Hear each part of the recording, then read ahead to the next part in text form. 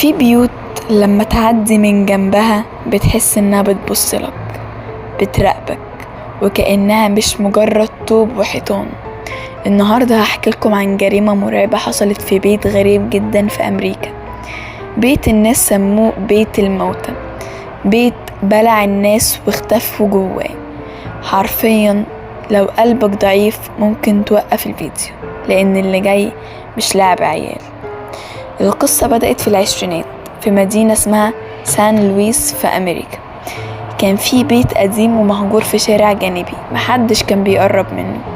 الناس حواليه كانوا بيحكوا عن حاجات غريبة، زي أصوات وصريخ ووشوش بتظهر في الشباك، ريحة كأنها لجثث ميتة طالعة من جوه. بس مفيش حد شاف حاجة بعينيه، أو يمكن كانوا خايفين يقول. في سنة 1927 5 شباب من نفس المنطقة قرروا يكتشفوا البيت. قالوا لبعض احنا مش هنخاف من شوية حواديت عجايز، ودخلوا البيت جوه بالليل معاهم كشافات وبيضحكوا. الناس شافوهم وهم داخلين، بس محدش شافهم وهم خارجين. الشرطة وصلت تاني يوم لما أهل الشباب بلغوا عن اختفائهم. دخلوا البيت ولقوا حاجة أغرب من الخيال. الدور الأرضي فاضي، بس فيه ريحة موت قوية جدا. الجدران متوسخة بكلمات مكتوبة بلون شبه الدم، وفي أثر جر رجلين طالعة من الباب الخلفي وما بتكملش.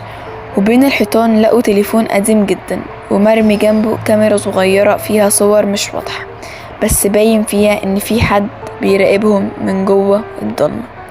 واحد بس من ال5 رجع بعد 3 أيام.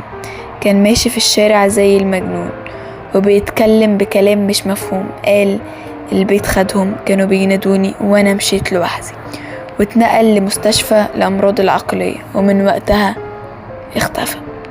البيت بعدها اتحرق فجأة في حريقة مش معروف سببها لحد النهاردة. الناس بتقول ان في قوة شريرة كانت محبوسة جواه، ولما خرجت أخدت معاها كل اللي حاول يقرب. لحد النهاردة بيت الموتى بقى أسطورة في سان لويس، وكل سنة بيظهر في تقارير الشرطة بلاغات عن صريخ غريب في المكان اللي اتحرق فيه. يا ترى البيت اختفى فعلا، ولا لسه مستني حد يدخل تاني؟ لو عجبك الفيديو ما تنساش تعمل لايك وتشترك، ولو عديت جنب بيت قديم ومهجور ما تبصش جوه، عشان ممكن تلاقي حد بيبصلك.